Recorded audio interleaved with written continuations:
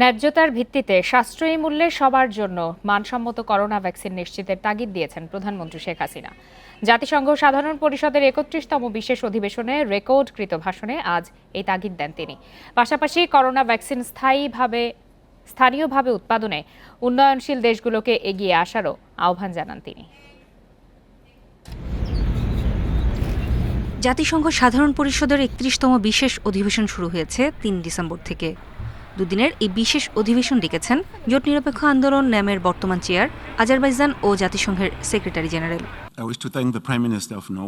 এতে প্রধানমন্ত্রী তার ভাষণে করোনা মোকাবেলায় মানসম্মত ভ্যাকসিনের সার্বজনীন ও ন্যায়সঙ্গত অধিকার, স্থানীয়ভাবে টিকা উৎপাদনে উন্নয়নশীল দেশগুলোকে প্রযুক্তি হস্তান্তর এবং মহামারী পরবর্তী আর্থিক সহায়তা সহ 3টি বিষয়ে জোর দেন।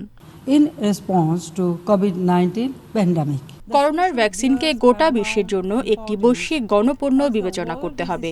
WHO অ্যাক্ট ও কোভাক্স সুবিধার উদ্যোগ এক্ষেত্রে গুরুত্বপূর্ণ ভূমিকা রাখতে পারে। উন্নয়নশীল দেশগুলোতে স্থানীয়ভাবে ভ্যাকসিন উৎপাদনের জন্য প্রযুক্তি হস্তান্তর করতে প্রতিশ্রুতিবদ্ধ হতে হবে।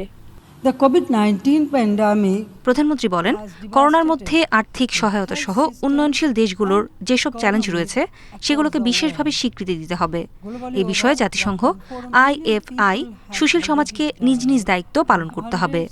The pandemic has made many people COVID-19 মোকাবেলায় একে অপরের সাথে সক্রিয়ভাবে সহযোগিতা করতে হবে।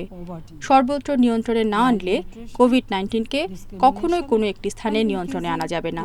বিশ্বব্যাপী এ পর্যন্ত 15 লাখের বেশি লোক মারা গিয়েছে এবং প্রতিদিন শত শত মানুষ মারা যাচ্ছে। এই মহামারী অনেক মানুষকে আরও দরিদ্র করে তুলেছে। people's livelihoods. করোনার দ্বিতীয় ঢেউ সামাল দিতে বাংলাদেশ সরকারের পক্ষ থেকে ব্যাপক পদক্ষেপ নেওয়া হয়েছে বলেও জানান প্রধানমন্ত্রী Sheikh Hasina. Our fight against COVID-19 নূরে জান্নাত, ইন্ডিপেন্ডেন্ট নিউজ। ended.